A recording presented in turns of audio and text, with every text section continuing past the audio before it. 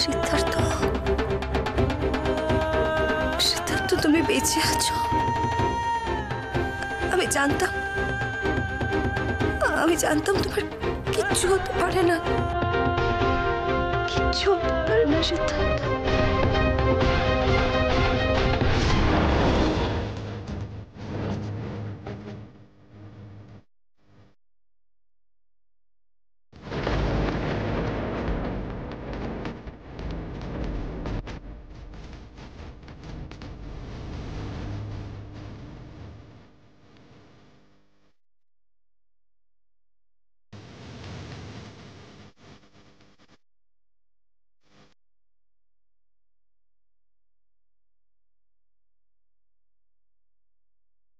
দিদিভাই,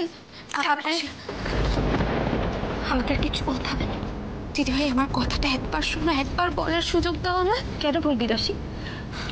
আমি কে হই তোদের যে আমাকে জবাব দিয়ে করতে যাবি? আজ এই গোটা পৃথিবীতে আমার নিজেকে এত একা লাগছে, মনে হচ্ছে আমার আর কেউ নেই। দিদিভাই,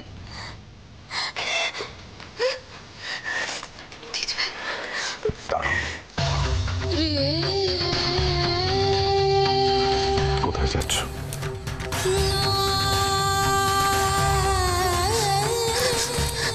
দিদিভাই, দিদিভাই, আমি তোমাকে সবটা খুলে বলছি। আর কি লাভ রাশি? এতদিনেও যখন বলার প্রয়োজন বোধ করিস, এখন বলে কি হবে? না না, তুমি আমাকে ভুল বুঝছো। আমি তোকে কোনোদিনও ভুল বুঝিনি রাশি। যখন সবাই ভুল বুঝেছিল তখন আমি স্থির বিশ্বাস রেখেছিলাম, আর সবটা ভেঙে দিয়েছিস তুই। না,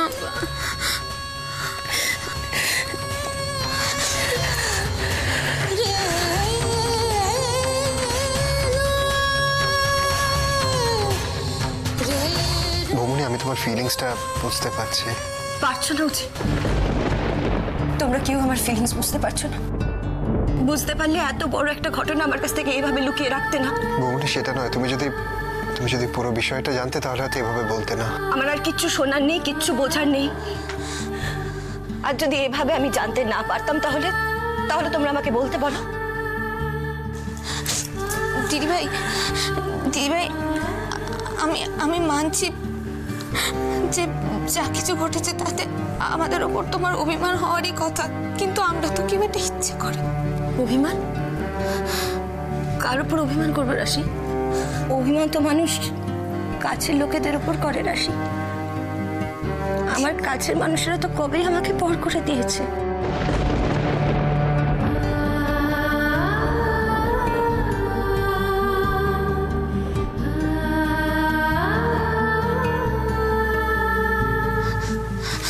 এভাবে বলো না দিদিভাই,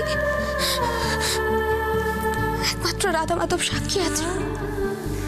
আমি এই দিনটার জন্য ওনার কাছে কতবার মিনতি করেছি, আর আজ যখন এই দিনটা ফিরে এসেছে, তখন একটা ভুল বোঝাবুঝি যেন তোমাদের দূরে না করে দেয়। বৌমনি, আজকে যদি তুমি অভিমান করে এখান থেকে চলে যাও, তাহলে হয়তো এই দিনটার জন্য সারা জীবন রিগ্রেট করবে। আমি তো এটাই ভাবতে পারছি না যে এত বড় একটা ঘটনা তোমরা আমার কাছ থেকে লুকিয়ে গেলে কি করে। বৌমনি, তোমার কি মনে আমরা ভালো ছিলাম? তুমি রাশিকে জিজ্ঞেস করো, আমরাও যন্ত্রণায় ছিলাম।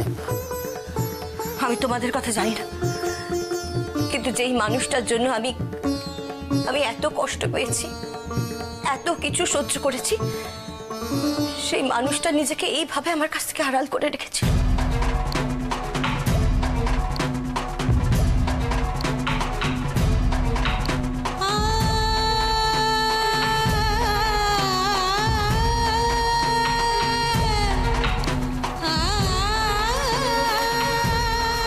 বৌমনি, তোমার যন্ত্রণা হচ্ছে যে ব্রো তোমাকে বলেনি বলে, কিন্তু একবারও ভেবে দেখেছো যে ব্রো তোমাকে কেন কথাটা বলেনি? আমি কিছু জানতে চাই না উচিত। টুইটি ঘরে একা আছে, আমাকে যেতে হবে। বৌমনি, দিদিভাই, তোমার সব রাগ আমার ওপর, সব অভিমান আমার ওপর। তো ঠিক আছে, তুমি আমাকে বকো, তুমি আমাকে মারো দিদিভাই, মারো, যত খুশি শাসন করো, কিন্তু একটাই অনুরোধ, দাদাভাইকে ভুল বোঝো না প্লিজ, প্লিজ দিদিভাই। তুই তো জানিস রাশি, তো দিদি ভাইয়ের কিছু থাকুক না থাকুক, আত্মসম্মানটুকু আছে। যে মানুষ বেঁচে থাকা সত্ত্বেও তার স্ত্রী সন্তানের কোনো খোঁজ দেয় না, তাদের ফেলে পালিয়ে বেড়ায়, সেরকম মানুষের সাথে সম্পর্ক রাখার আমার কোনো ইচ্ছে নেই। সে এতদিন যেখানে ছিল, যেভাবে ছিল, সেইভাবেই থাক। আমি তাকে বিরক্ত করতে চাই না।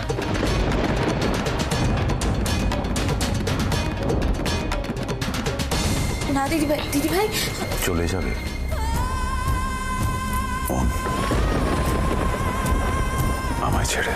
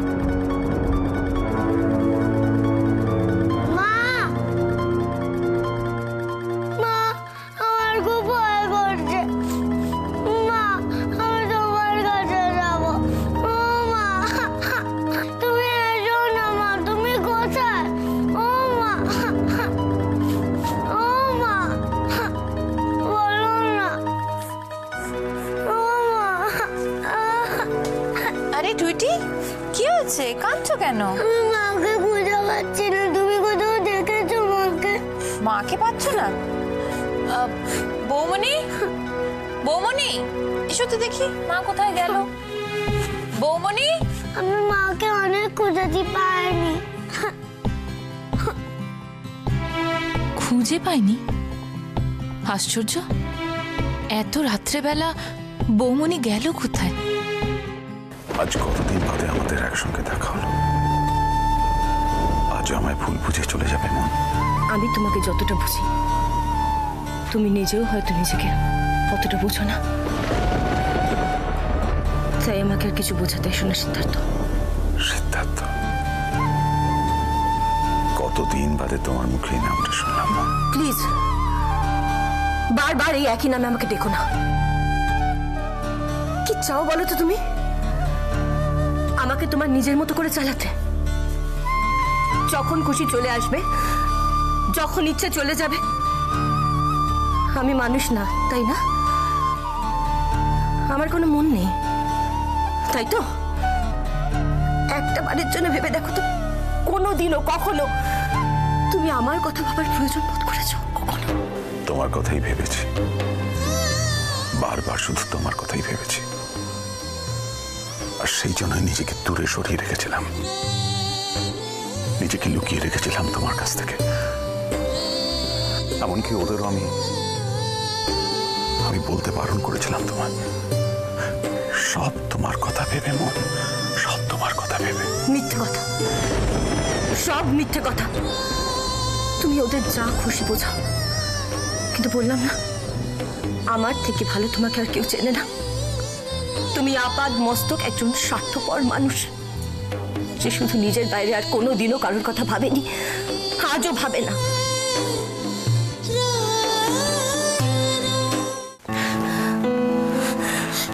দিদিভাই, দিদিভাই তুমি ভুল করছো। কিচ্ছু ভুল করছে না রাশি।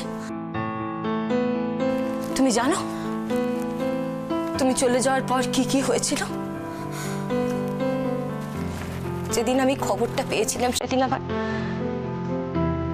গোটা পৃথিবীটা চোখের সামনে অন্ধকার হয়ে গেছিল। ম্যাডাম, ছেলে খুব বিপদ ম্যাডাম, আপনি ছেলেকে বাঁচান ম্যাডাম।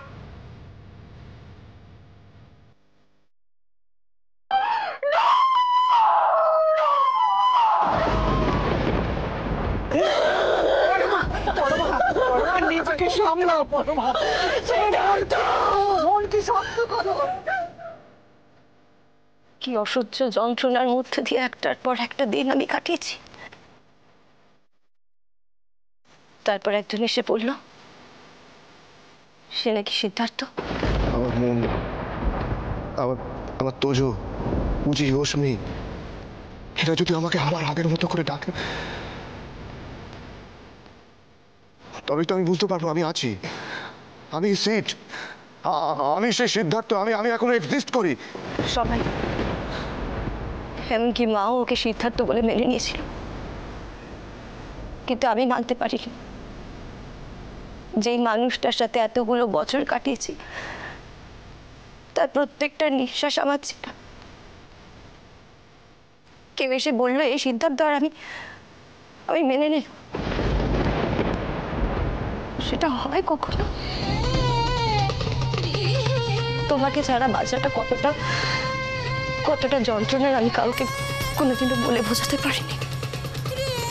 কিন্তু তার থেকেও বেশি কষ্টকর অচেনা একজনের সাথে ঘর করা, তার সাথে সংসার করা। তবু সব সহ্য করে গেছি, কিচ্ছু বলিনি।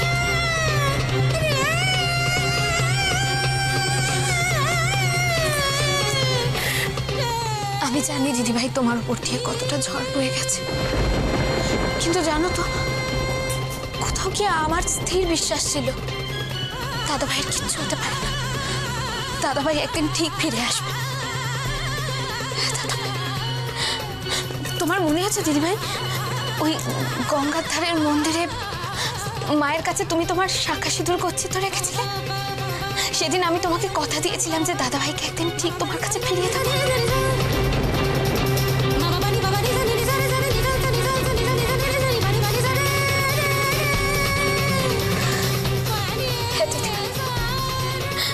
আর দেখো, আজ রাধা মাধব সেই দিনটা ফিরিয়ে দিয়েছে। তাই তো বলছি, তোমাদের মধ্যে যত মান, অভিমান, রাগ হয়েছে সব এখন মিটিয়ে নাও, যাতে আমি দাদাভাইকে তোমার কাছে ফিরিয়ে দিতে পারি। সম্ভব নয়, সেটা আর সম্ভব নয়।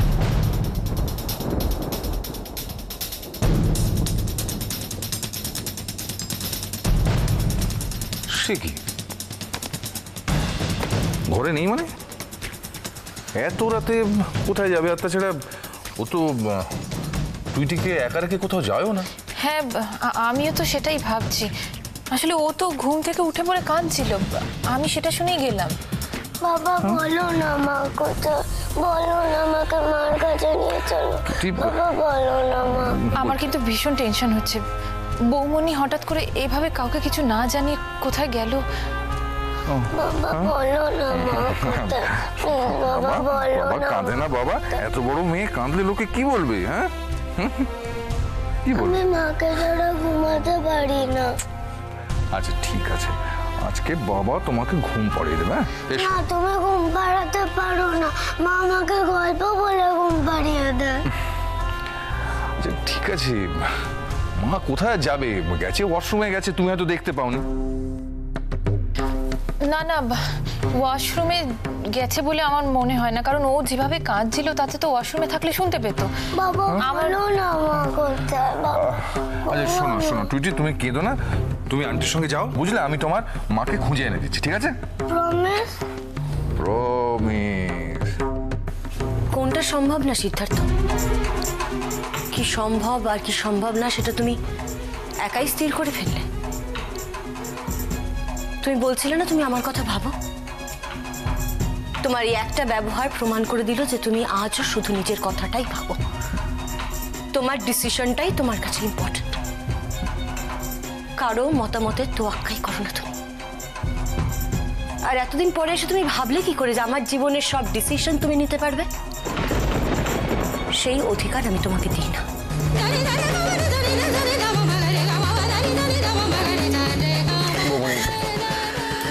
আমার মনে হয় ব্রো সেটা বলতে চাইনি। প্লিজ উজি, তুমি তোমার ব্রোয়ের হয়ে কিছু বলো না। তোমরা ছেলেরা মেয়েদের নিজের প্রপার্টি মনে করো, তারাও যে রক্ত মাংসের মানুষ তাদেরও যে মন আছে, নিজস্ব মতামত আছে, সেটা একবারের জন্য মনে হয় না তোমাকে? বৌমনি, প্রত্যেকটা মানুষ একরকম হয় না। আর ব্রো তোমাকে খুব প্লিজ ওজি, আমি কিছু শুনতে চাই না, প্লিজ। আজ তোমাদের সামনে আমি ওকে অস্বীকার করছি।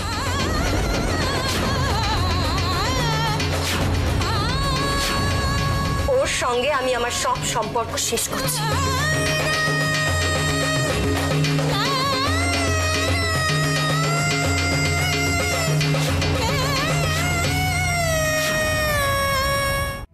দিদি ভাই, তুমি কি বলছো কি এসব? থাক রাশি, ওকে বলতে দাও। কিন্তু ওর মনের মধ্যে যা কিছু জমে আছে, যত দুঃখ কষ্ট, সব ওকে বলে হালকা হতে দাও, যাতে ওর নতুন জীবনে সুখী হতে পারে, যাতে আর নতুন করে আর কোনো দুঃখ কষ্ট ওর জীবনে না আসে।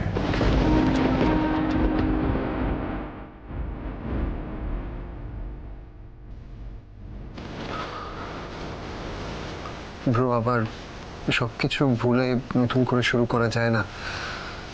পুরো বিষয়টাকে যদি একটা দুঃস্বপ্ন ভেবে জাস্ট ভুলে যাওয়া যায় না বলো? স্বপ্ন হলে ভুলে যাওয়া যেত বুঝি,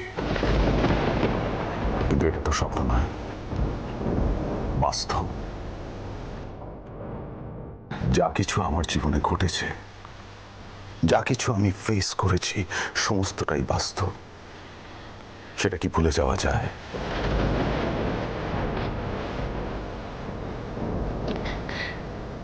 চমৎকার, চমৎকার। দেখলি রাশি, একটা মানুষ কি করে নিজের কথাটুকুই শুধু ভাবতে পারে। আমরা কি প্রচন্ড আনন্দে দিনগুলো কাটিয়েছি বল। স্বামী জীবিত থাকতে বিধবার জীবন যাপন করেছি। এর থেকে ভালো আর কিছু হতে পারে?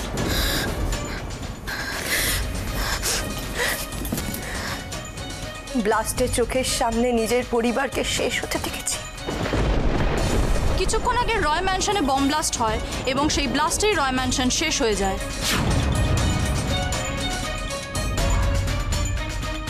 তোজোকে নিয়ে লুকিয়ে রেখেছি।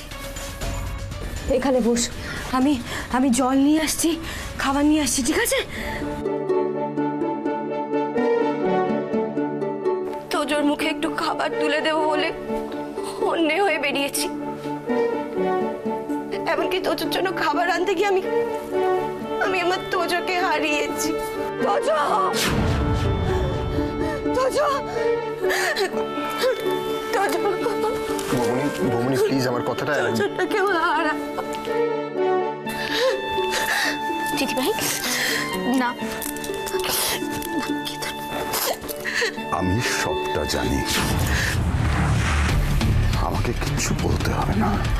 তোমাকে আমি কিছু বলতে চাইছি না সিদ্ধার্থ। শুধু তুমি বলছিলে না তুমি কি কি ফেস করেছো। আমার মনে হলো তোমার এটা জানা উচিত আমরা কি প্রচন্ড আনন্দে এখানে এক একটা দিন কাটিয়েছি। আজ এত কিছু ঘটে যাওয়ার পর তুমি এসে বলছো আমাকে মেনে নেওয়া তোমার পক্ষে সম্ভব না।